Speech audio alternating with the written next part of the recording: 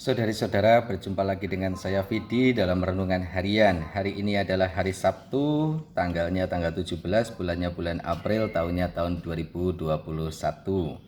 Saya menawarkan permenungan berdasarkan bacaan-bacaan harian. Hari ini di hari Sabtu 17 April ini, bacaan pertama Kisah Para Rasul bab 6 ayat 1 sampai 7. Bacaan Injil Yohanes bab 6 ayat 16 sampai 21. Saya mengawali dari bacaan Injil. Setelah mempergandakan roti dan memberi makan 5.000 orang, Yesus mengundurkan diri ke gunung. Ini poin pertama yang saya usul untuk menjadi permenungan kita. Setelah Yesus berhasil sukses melipat gandakan dari 5 roti jelai dan 2 ikan, menjadi semua 5.000 laki-laki itu bisa makan.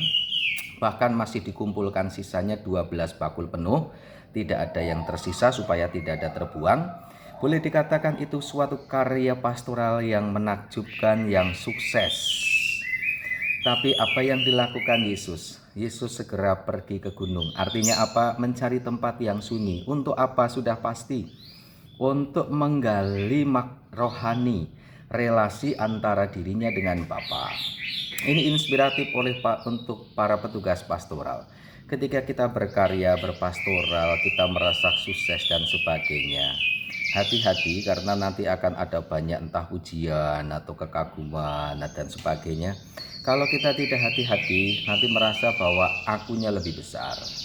Maka apa metode yang dibuat Yesus? Yesus pergi ke gunung, menyingkir dari mereka-mereka itu, justru mengambil langkah memilih berelasi dengan Yahweh, dengan Aba, dengan Bapaknya.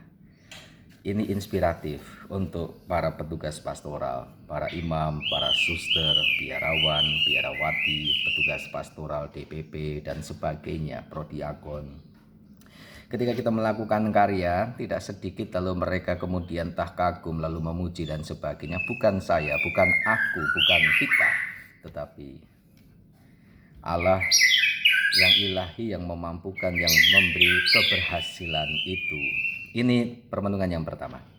Yang kedua, permenungan yang saya tawarkan adalah ketika para murid di danau meninggalkan daerah yang mereka tinggali itu untuk menuju ke Kafarnaum. Kafar itu artinya desa, desa yang bernama Nahum di seberang. Ketika mereka menyeberangi danau, tiba-tiba malam hari mereka mendapatkan angin yang luar biasa, maka mereka takut. Yang mau saya ajak Anda untuk merenungkan soal angin ini, badai ini, atau angin laut malam yang mengerikan. Tidak ada Yesus waktu itu. Yesus sedang ke gunung berdoa, para murid mendahului. Di perahu itu mereka mendapati angin yang mengombang-ambingkan kapal. Kalau kita refleksikan di zaman kita, angin tidak diartikan secara harfiah angin yang sesungguhnya, tetapi ada juga dalam tanda kutip angin yang mengombang-ambingkan gereja. Zaman sekarang adalah information is power, informasi adalah kekuatan. Abad ke-19 masih knowledge is power, pengetahuan adalah kekuatan. Maka orang-orang tua menyekolahkan anak harus sampai kuliah, harus dapat gelar S1, S2, S3 dan sebagainya, karena abad ke-19 kuncinya knowledge is power. Tapi abad 20 ini information is power. Orang tidak perlu sekolah tinggi-tinggi, toh nyatanya banyak orang berhasil. Coba Anda renungkan, iyakah tidak? Bukan saya yang mengatakan, kalau Anda tidak suka dengan saya ya bencilah saya ya, tapi kata-kata ini benarkah tidak? Jadi information is power ini nyata. Contohnya ada salah seorang menteri di negara ini yang hanya lulus SMP, Bob Sabino apa siapa itu juga mungkin tidak sampai SMA atau kuliah. Banyak orang-orang sukses, orang-orang berhasil, bukan sekolah yang tinggi-tinggi. Itu banyak sekali contoh nyata bahwa kalau informasi didapat, relasi komunikasi didapat, dipegang, orang punya koneksi, punya relasi, bisa berkomunikasi, informasi is power, itu menjadi nyata. Sudah bergeser, bukan lagi knowledge is power. Ini arus, entah boleh dikatakan deras, entah boleh seperti angin itu, yang bisa mengombang-ambingkan orang. Contohnya bisa mengombang-ambingkan orang informasi-informasi melalui HP, informasi melalui media sosial, informasi melalui aneka macam cara. Deras arusnya mengalir kencang, entah itu yang benar, entah itu yang semu, entah itu yang tulus, entah itu yang ada kepentingan, entah itu aneka macam. Orang diombang-ambingkan, para murid diombang-ambingkan oleh angin information itu. Sehingga tidak jarang ada satu orang, dua orang, orang-orang tertentu takut menggunakan Facebook, takut menggunakan Instagram, melarang suami, melarang istri tidak bermain medsos dan sebagainya. Karena bisa jadi dari medsos, dari sesuatu, entah itu Facebook, entah Instagram atau tertentu, orang bisa clash.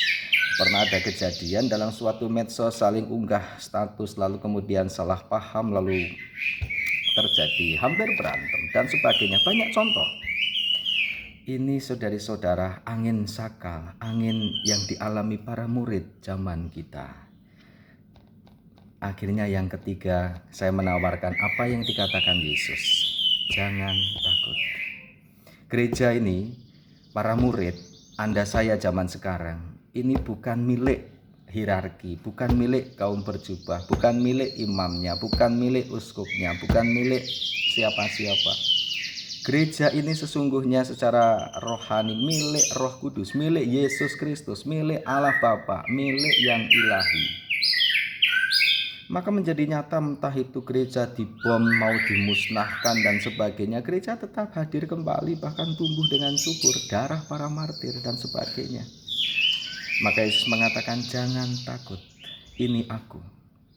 Ketika para murid diombang-ambingkan, mengalami ketakutan karena mungkin menjadi bahan omongan di medsos, menjadi bahan rasanan karena ketidaksukaan atau clash dan sebagainya, tidak masalah, jangan takut.